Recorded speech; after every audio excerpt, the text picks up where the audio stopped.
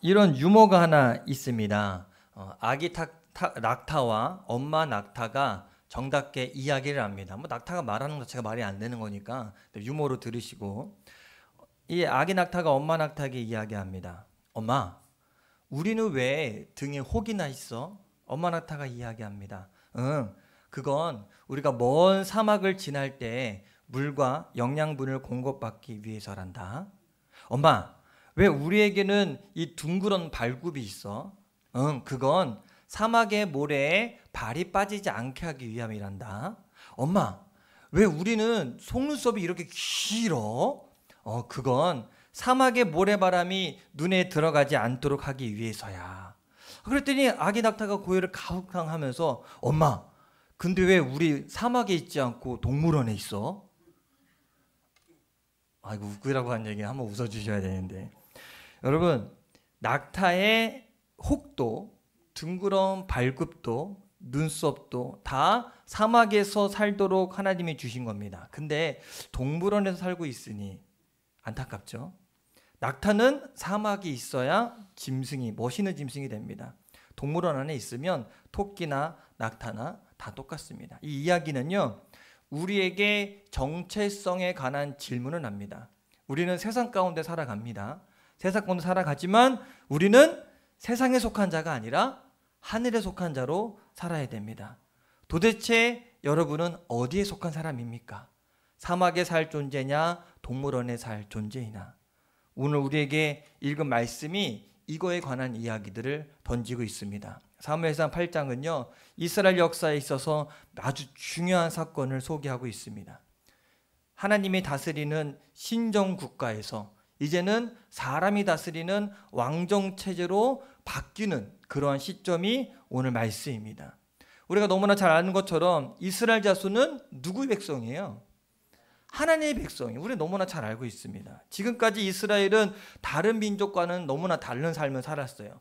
누가 왕이었냐면 하나님이 왕이었고 하나님이 다스리는 나라였습니다. 그래서 하나님이 세운 영적 지도자인 사사들에 의해서 나라를 다스리고 하나님의 말씀대로 그들이 살아왔습니다. 그런데 어느 날 이스라엘 장로들이 라마에 있는 사무엘을 찾아와서 이야기합니다.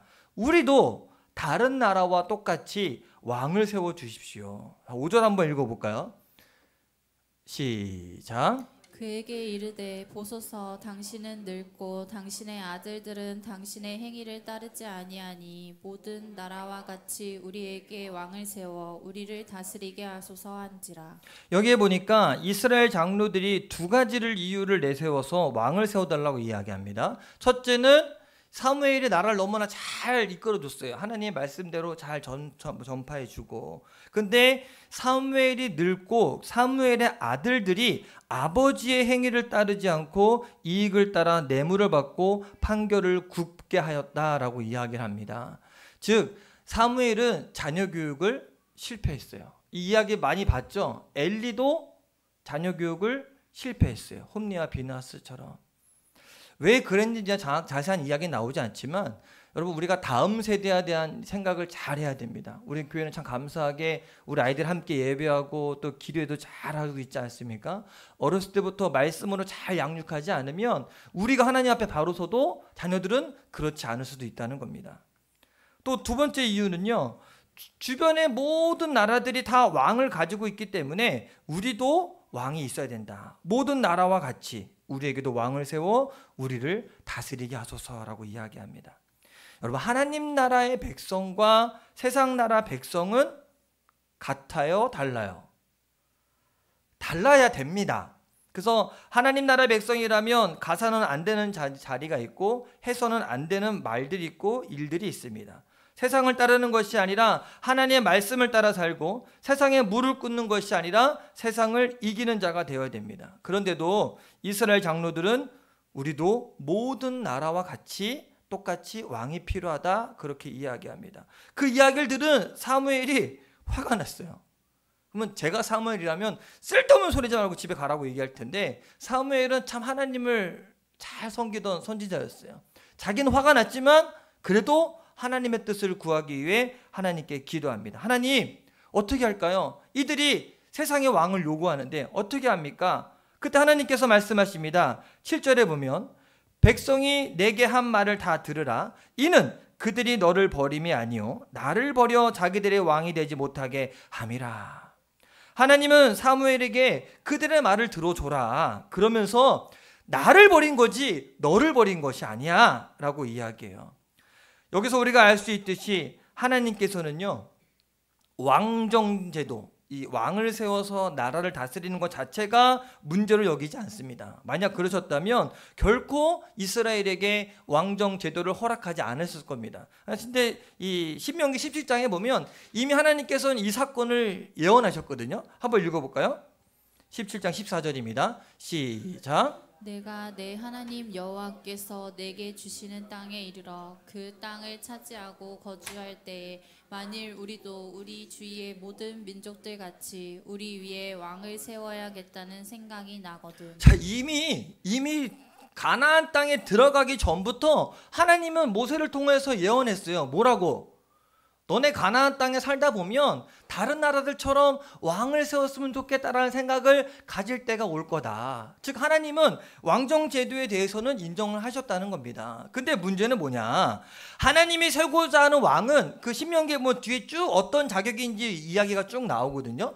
하나님의 말씀을 준행하고 하나님을 잘 섬기는 왕을 이스라엘의 왕으로 세우고 싶어 하셨어요. 근데 이스라엘 장로들이 와서 요구하는 왕은 어떤 왕입니까? 다른 나라와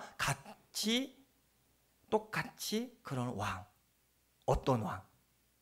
좀 그 군주 있잖아요. 힘이 있고 능력이 있고.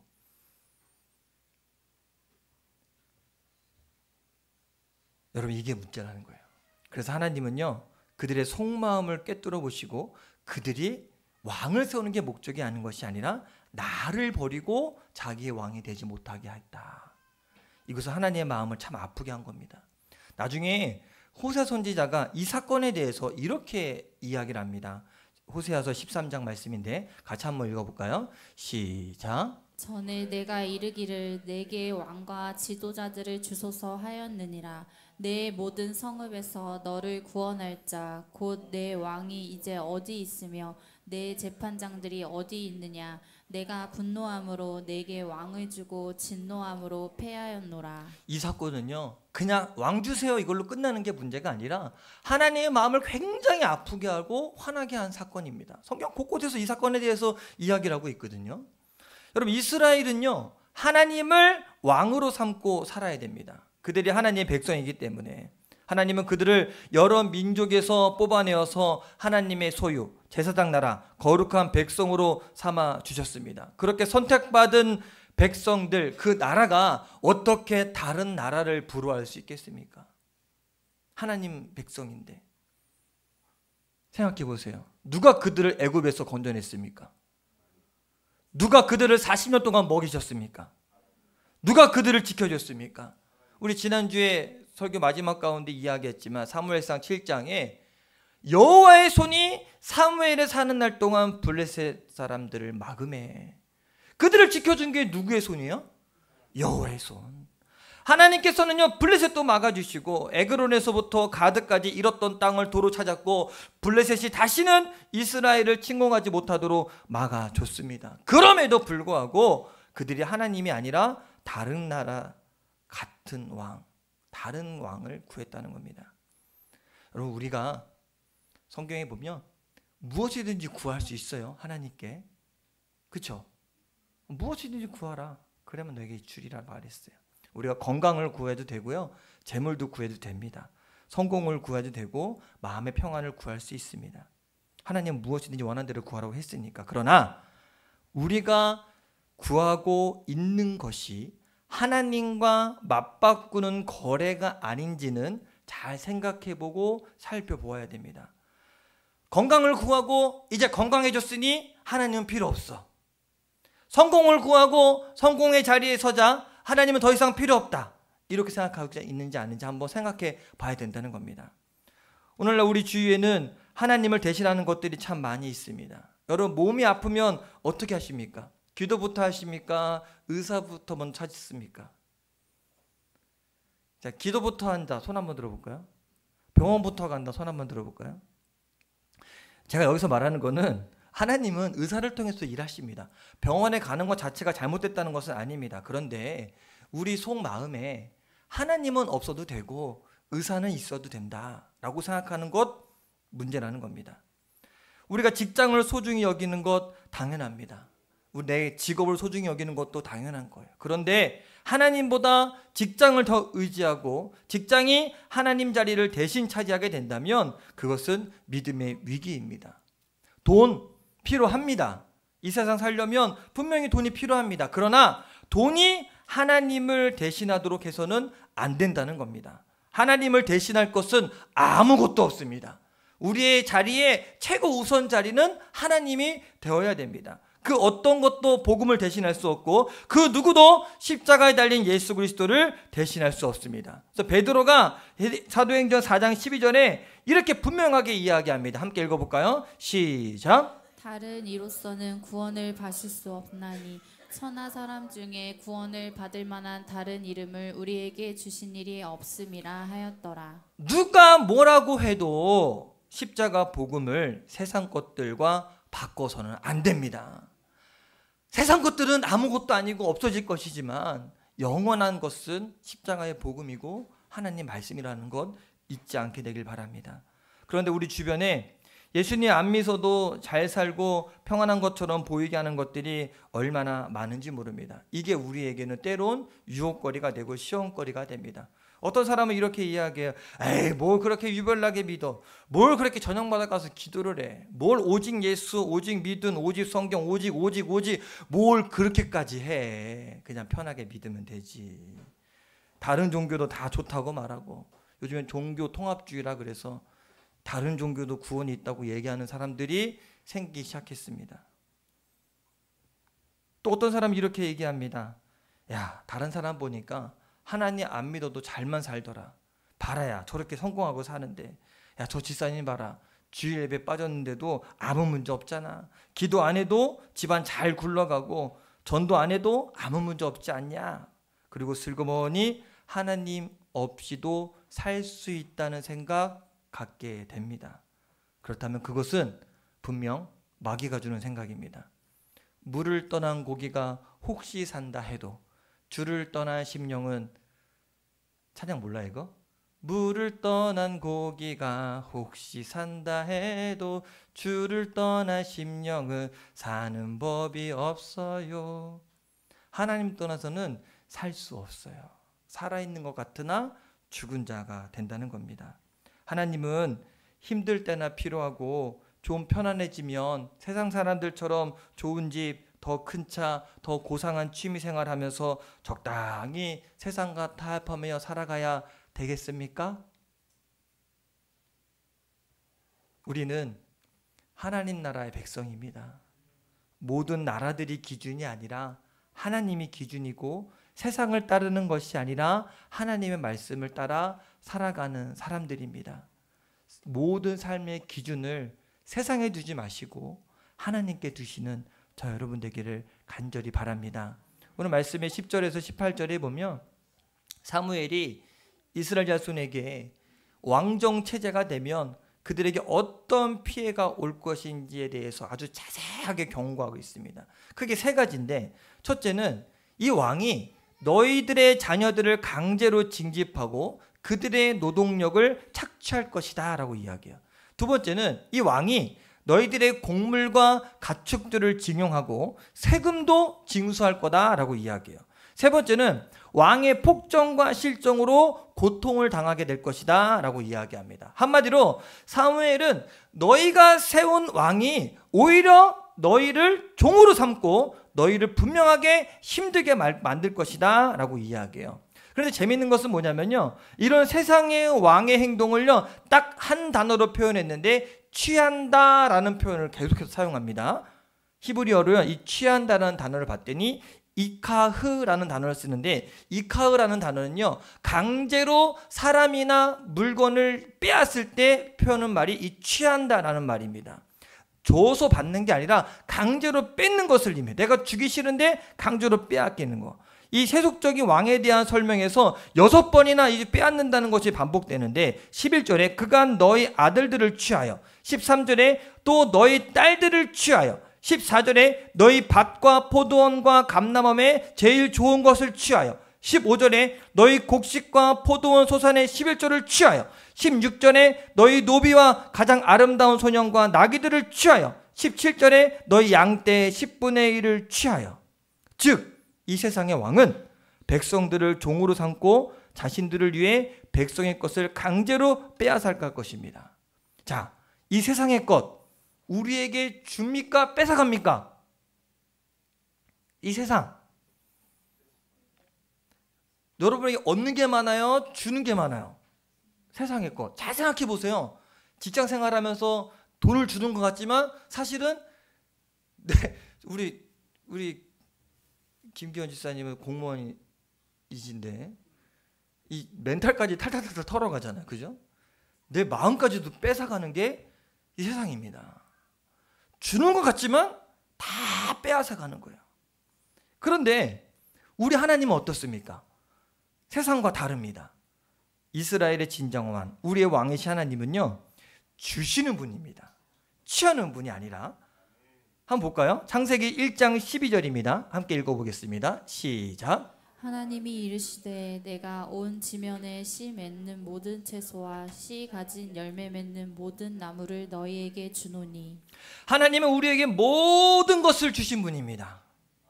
우리가 이 땅을 살아갈 때 필요한 것들 공기와 물, 태양, 비와 눈 마음껏 쓰도록 그냥 공짜로 줬습니다. 며칠 전에 비 많이 왔죠? 빗세 냈습니까? 빗세? 네? 공기 많이 숨쉬고 계시죠? 공기세 내셨습니까? 세금. 이 땅에서 세상의 것은요 다 세금이죠. 물세 내가 쓴 만큼 다 내야 되는 거니까. 그러면 그 세금 아끼려고 숨 좀 참고 살아볼까요? 하나님이 주신 것 다 주셨어요. 다 가지라고. 다 공짜로. 그것만이 아니라 하나님은요 우리를 구원하시려고 죄와 사망에서 건져내기 위해 사랑하는 아들 독생자 예수 그리스도를 우리에게 주셨습니다. 너무나 잘 아는 말씀 요한복음 3장 16절 함께 읽어볼까요? 시작. 하나님이 세상을 이처럼 사랑하사 독생자를 주셨으니 이는 그를 믿는 자마다 멸망하지 않고 영생을 얻게 하려 하심이라. 예수님께서도요 마태복음 20장 28절에 이렇게 말씀하셨습니다. 시작. 인자가 온 것은 섬김을 받으려 함이 아니라 도리어 섬기려 하고 자기 목숨을 많은 사람의 대속물로 주려 함이니라. 할렐루야. 참된 왕은요 빼앗는 자가 아니라 주시는 분이 진짜 왕입니다. 그런데도 이스라엘 자손은 계속해서 이 세속적인 왕을 요구하면서 이렇게 이야기합니다. 19절부터 20절까지 말씀인데 한번 읽어볼까요? 시작. 백성이 사무엘의 말을 듣기를 거절하며 이르되 아니로소이다. 우리도 우리 왕이 있어야 하리니 우리도 다른 나라들 같이 되어 우리의 왕이 우리를 다스리며 우리 앞에 나가서 우리의 싸움을 싸워야 할 것이니이다 하는지라. 아멘. 여기 백성이 누구의 말을 듣기를 거절합니까? 사무엘 말을 듣기를 거절합니다. 사무엘이 막 설명을 한 거예요. 근데 아니 내 말 들어봐. 그러면서 자기들의 말을 하기 시작합니다. 여러분 대화하면서 이 아니라는 표현 쓰십니까? 안 쓰십니까? 상대편 말을 잘 들었을 경우에 이 아니라는 말을 안 쓰지만 잘 안 들을 경우에는 너 네 말 틀렸어. 내 말 들어봐 하고 아니라는 말부터 시작해요. 우리 막내 하윤이가 이 아니라는 말을 잘 써요. 그래서 무슨 고집을 표할 때 얘기하면 아니 아빠라고 이야기해요. 그래서 제가 그대로 따라했어요. 아니 하윤아. 그러면은 얘가 자기 생각을 이야기하려다가 아빠가 내 얘기 안 들어주네? 하면 같이 아니 아빠 아니 하윤아 하다가 그냥 웃고서는 자기 할 말을 잊어먹어요. 네, 그래서 너 거 봐. 네가 아빠 말 안 듣고 그렇게 아니라고 이야기하니까 너 어때 기분이? 그랬더니 별로 안 좋대요. 그러니까 좀 아니라는 표현을 좀 덜 쓰긴 하더라고요. 이 사무엘이 이야기할 때 이 백성들이 들을 생각이 없어. 왜? 이미 마음에 확정했거든. 어떤 마음을? 왕을 만들어야겠다. 이거는 설득의 문제가 아니라 물어보는 문제가 아니라 이미 결정하고 온 거예요. 그래서 내가 반드시 간파하고 마겠다. 근데 거기에 어떤 표현이 있냐면 우리라는 표현이 나옵니다. 제가 색깔로 표시했었는데 자그마치 7번이나 나와요. 이 짧은 구절에 7번이나 우리라는 말이 나와요. 하나님은 안 나와. 우리의 우리. 인간 중심. 믿음은요, 사람 중심이 아니라 하나님 중심입니다. 절대 사람 중심 신앙생활 하시면 안 됩니다. 내가 편하려고 내가 아니요. 하나님 중심. 특히 여기서 주목해야 될 단어가 있는데 우리의 싸움을 싸워야 할 것이다. 이 사람들이 참 미련한 거예요. 지금 자기들이 싸운 적 있습니까? 이스라엘 백성들은요 늘 하나님이 싸워주셨습니다. 애굽에서는 하나님께서 바로 왕과 싸우셨고 가나안에 정복할 때 첫 성 여리고성을 무너뜨린 것도 하나님이십니다. 블레셋을 이기게 한 것도 하나님이시고 그렇게 전쟁에서 다 하나님이 이기게 하셨는데 그런데 그들이 지금 우리의 싸움이라고 이야기해요. 이것이 지금까지 그들이 애굽에서 나온 이래 큰 나라를 상대하든 작은 성읍을 상대하든 하나님께서 함께 하시며 친히 싸우셔야만 이길 수 있었다는 역사를 다 잊어버리고 부인하는 일입니다. 오늘이 3.1절 기념주일입니다. 그런데 우리가 잊지 말아야 될 것은 뭐냐면 우리나라를 세워주시고 지켜주시고 이렇게 살아갈 수 있게 하신 것은 누가 하신 거다? 하나님이 하신 거예요. 그래서 독립운동할 때 33인 중에 상당수가 예수 믿는 사람들이 많이 있었던 이유가 바로 거기에 있는 겁니다. 근데 그 하나님의 은혜를 망각하며 살아가는 것, 자기 힘으로 싸우고 자기 능력으로 살아가겠다고 호언장담하는 것, 이것은요 하나님을 잊어버리고 불신앙의 세계로 돌아가겠다는 말과 똑같은 말입니다. 여러분 하나님의 은혜를 잊어버리면 안 됩니다. 지금까지 지내온 거 다 주의 크신 은혜라 찬양만 하면 되는 것이 아니라 그것이 우리의 믿음의 고백이 되어야 된다는 거예요. 과거에 주님이 우리를 인도해 주셨으니 앞으로의 삶도 주님께 맡기는 자가 되어야 됩니다. 그러니까 하나님께서 이 말을 듣고 그들이 나를 버렸다 이렇게 이야기하시는 겁니다. 그런데도 하나님은 이런 이스라엘 자손들의 속마음을 알고 있음에도 불구하고 그들에게 왕 제도를 허락하셨습니다. 왜 허락하셨을까? 사실은 그 이유를 명확하게 알 수는 없지만 추측컨대 그들에게 하나님이 세운 참된 왕 메시아가 와야 한다는 것을 깨닫게 하기 위해서인 것 같아요. 왕들 세우면 분명히 그 왕이 실패하거든요. 사울왕부터 실패했잖아요. 왕들 중에 하나님 마음에 합한 왕이 얼마나 나옵니까? 다윗하고 몇 명 되지 않거든요. 북이스라엘 같은 경우는 왕들이 주구장창 백성들을 괴롭히고 힘들게 한 왕들이 줄지어서 나옵니다. 그러면서 그들이 누구를 갈망하게 하냐면 진짜 왕, 우리를 구원할 메시아를 갈망하게 하려고 하나님께서 세속적인 왕, 그 왕을 세우게 허락하신 게 아닌가 싶습니다. 그래서 이사야 선지자는요 이 땅에 오셔야 할 진짜 왕 메시아에 대해서 예언하는데 이사야서 9장 6절 7절 말씀 좀 길지만 함께 읽겠습니다. 시작. 이는 한 아기가 우리에게 낳고 한 아들을 우리에게 주신 바 되었는데 그의 어깨에는 정사를 메었고 그의 이름은 기묘자라 모사라 전능하신 하나님이라 영존하시는 아버지라 평강의 왕이라 할 것임이라. 그 정사와 평강의 더함이 무궁하며 또 다윗의 왕자와 그의 나라에 군림하여 그 나라를 굳게 세우고 지금 이후로 영원히 정의와 공의로 그것을 보존할 것이라. 만군의 여호와의 열심히 이를 이루시리라. 아멘. 여기서 이야기한 이사야가 말한 평강의 왕 누굽니까? 바로 예수 그리스도입니다. 여러분 세상 나라는 영원하지 않습니다. 세상의 왕, 세상의 정치인들 이 땅의 정의와 공의로 나라를 세울 수 없습니다. 곧 다음 달 되면 이제 선거가 돌아오게 되는데 그들이 나라를 바꿀 수 없습니다. 세상 왕들은 절대로 우리를 죄와 죽음에서 구원하지 못합니다. 하나님이 보낸 메시아가 와야 하고 메시아가 세운 나라, 하나님 나라가 이 땅에 임해야 됩니다. 예수님은 이 땅에 오셔서 그 나라, 영원한 하나님 나라에 대해 전파하셨고 가르쳐 주셨습니다. 우리의 왕은 딱 유일하게 한 분밖에 안 되십니다. 누구? 오직 하나님. 오직 예수 그리스도가 우리의 왕이 되어야 할 것입니다. 왜? 우리는 누구의 백성이니까? 세상에 살고 있지만 우리는 누구의 백성이에요? 하나님의 백성. 그러면 저와 여러분의 왕은 당연히 당연히 우리 시대가 어떻게 변하든 세상이 무슨 말을 하든 우리는 왕이신 주님을 따라 이 땅을 살아야 합니다. 여러분 마음의 왕이 누굽니까? 하나님 맞습니까? 어떤 분은 자녀일 수도 있고 내가 스스로 왕이 된 사람도 있고 다른 것이 내 왕이 될 수 있어요. 하지만 이 자리에 우리 마음의 왕으로 오직 한 분 하나님만을 모시는 저 여러분 되기를 간절히 축원합니다. 하나님을 대신할 수 있는 것, 이 세상에 그 어떤 것도 없다는 사실을 기억하고 하나님을 왕으로 섬기시는 저 여러분 되기를 주님의 이름으로 간절히 축원합니다. 우리 같이 이 시간에